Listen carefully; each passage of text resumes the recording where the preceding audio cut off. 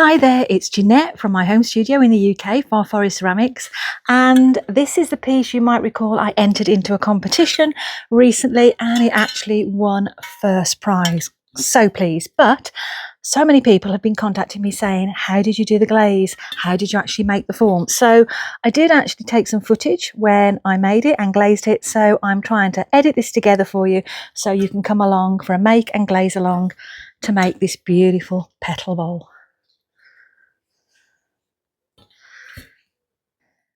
So this project is using a white stoneware clay and it is slab rolled to 1/2 centimetre thick, compressed on both sides, but I use a window squeegee because I find this is a lot easier and quicker, especially on large pieces of clay. I really am making this project up as I go along. I didn't have anything to draw a circle, a large circle with, so I just used a Hartley Noble drape form, added a piece of string to a needle tool and rotated it round. It seemed to work quite well. Like I say, I'm making this up as I go along, but I felt that I wanted to smooth the edge off slightly before I actually put it over a former. So I'm just using a sponge to soften the one edge.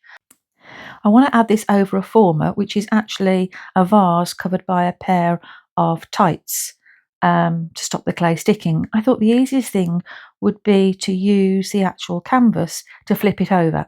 That worked fairly well, although it wasn't perfectly symmetrical over the top.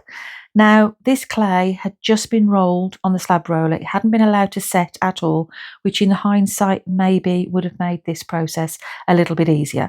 And I'm using the round sponges to actually hold the creases that are forming naturally. So I've tried to slightly adjust the creases so they are a little bit more symmetrical, and then I'm adding the sponges, but you can see here how it's dipping over the edge of the sponge because A, the clay is too soft, and B, the clay is not the same length all the way around.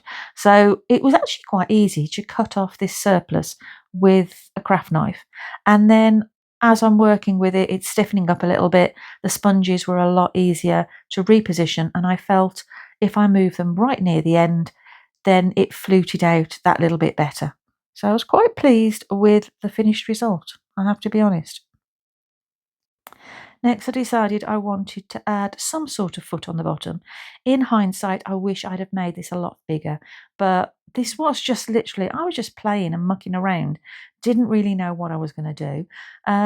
Sometimes that's when your best pieces are formed, aren't they? So I just literally scored the edge of the dish and added a little string of clay, and then I usually add my foot on the wheel, so I just use the turntable to help smooth this off.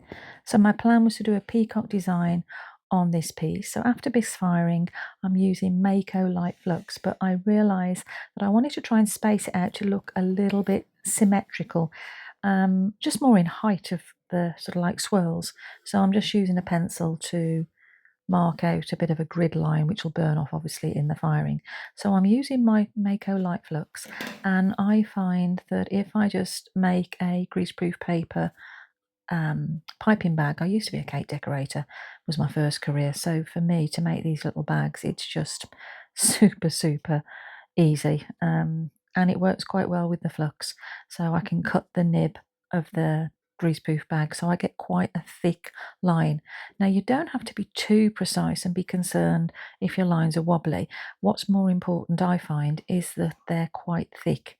If you paint them on, you do need to almost like do 2 or 3 coats, so the flux needs to be quite thick. I am just literally creating symmetrical lines to give the glaze some movement.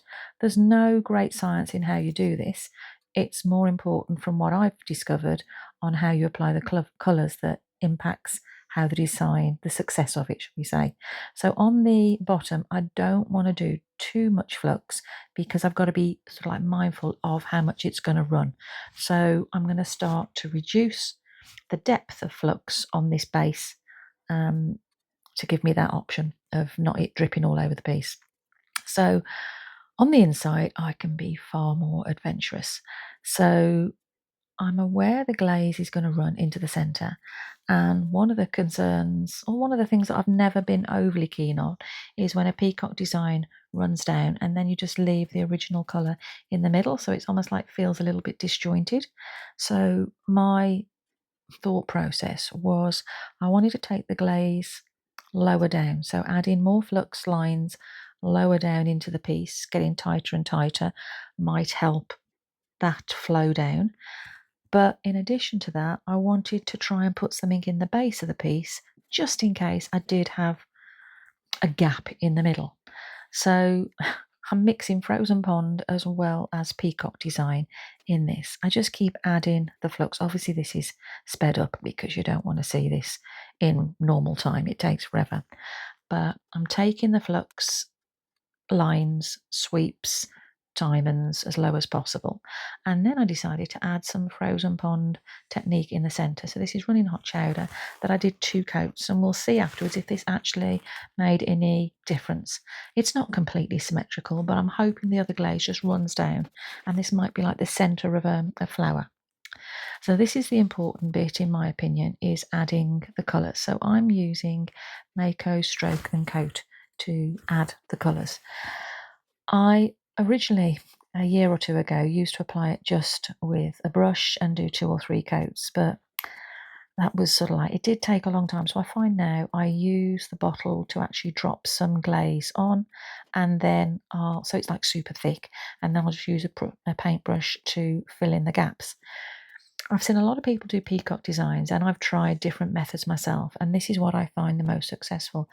To me, it's really important that the glaze is touching the flux lines, because as the flux goes down with movement, it drags the colour as well.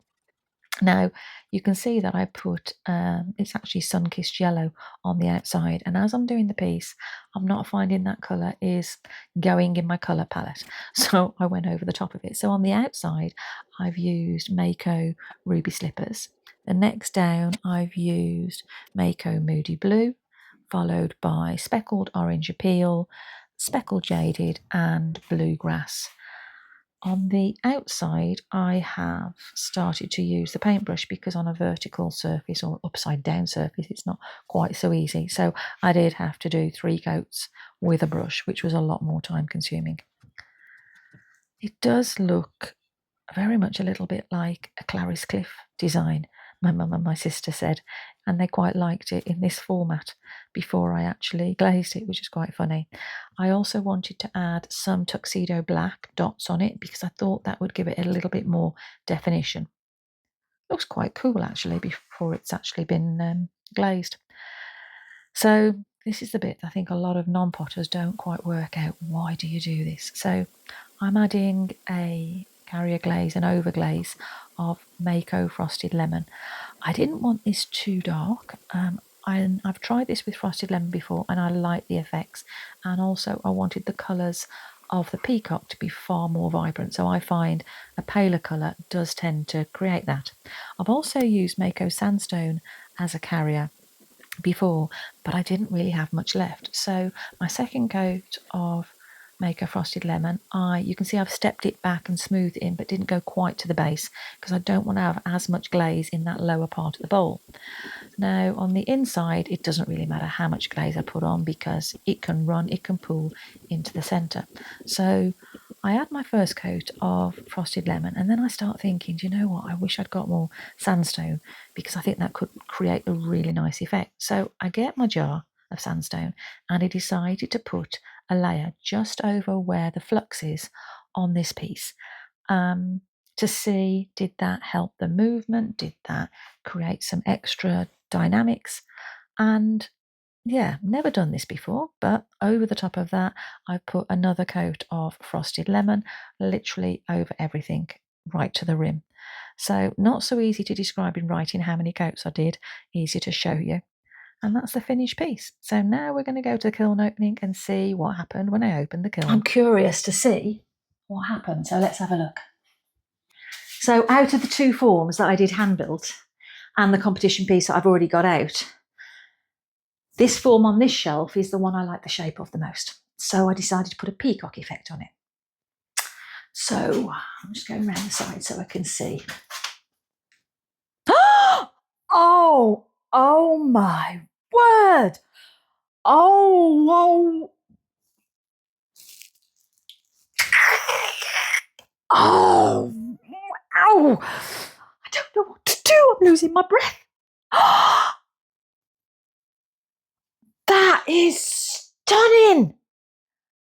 Oh, let me take a photo. That is stunning. Oh, yeah. There's no words. Stupid Beautiful doesn't even cover it. Oh, yeah.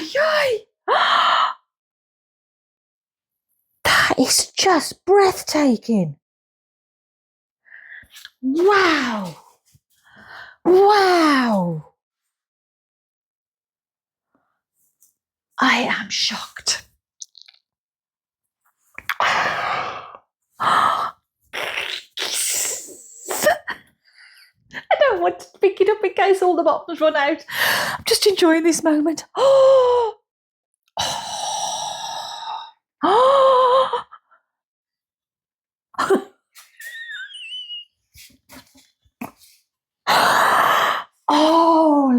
Holy moly macaroni. Oh, that is unbelievable. Oh, my poor little finger with its bee sting on. It's red and swollen. Oh, oh, look at that. Oh, can you guess what glazes I did or what my overall glaze was? Here's the clue. Mayco frosted lemon. I wanted a lighter one. Oh, I did one. Crikey. I love that shape. I love that form. That's big. That's my biggest piece I've ever made. Oh, crikey. That's incredible. Oh, I got a drip there, but it's not gone over the bottom. It's not proud of the bottom. But I'm not overly keen on these drips coming down. Where have they come? They've come from the points. Don't even know where they've come from. Because this is not, I don't know, this doesn't feel central.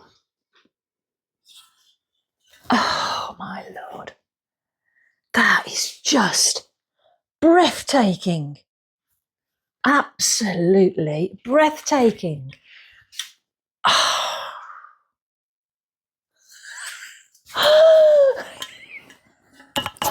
That's amazing. I think you can tell I was pretty blown away. Not sure if the frozen pond in the centre was absolutely essential, but I love doing this and I love experimenting. I love how sometimes they work, sometimes they don't, and sometimes they just blow you away totally. If you'd like to see more videos like this, please hit the subscribe button. It is free, doesn't cost you a thing, and you just click the notifications button to all, and it will let you know when I drop a video. I do want to say thank you for all your support, all your comments. It really does mean a lot to me, and I'm loving this journey, experimenting, trying new things. So thanks very much for coming along with me on this journey. Have a great day.